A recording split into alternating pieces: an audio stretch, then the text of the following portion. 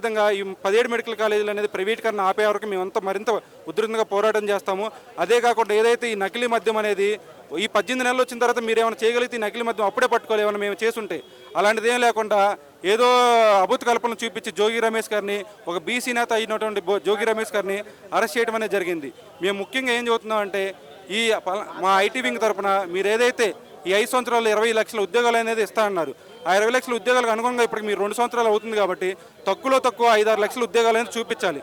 అందులో ఇప్పటికీ ఒక్క ఉద్యోగం కూడా పూర్తి చేయలేదు. మీరు ఉద్యోగం ఇవ్వలేకపోతే 3,000 నిరుద్యోగ భృతి అనేది ఇస్తానన్నారు. ఎప్పుడు ఇస్తారు ఆ నిరుద్యోగ భృతి అనేది మేము అందరం ప్రశ్నిస్తున్నాము. ఆయన ఎక్కడ తయారు చేశారండి? ఇది అప్పుడు నేదురుమల జనార్దన్ రెడ్డి గారు శంకుస్థాపన చేశారు. ఆ తర్వాత వచ్చినటువంటి రాజశేఖర రెడ్డి గారు దాన్ని ఇంకా మరింతగా మంచిగా చేశారు. ఆయన ఓన్లీ హైటెక్ సిటీ నేను కట్టాను అంటాను. నువ్వేం కట్టావు? సరే నువ్వే కట్టావు అనుకున్నావు. ఈ 2 సంవత్సరాలు అమరావతిలో ఏం కట్టావు? 2014 నుండి 19 మధ్యలో ఏం కట్టావు?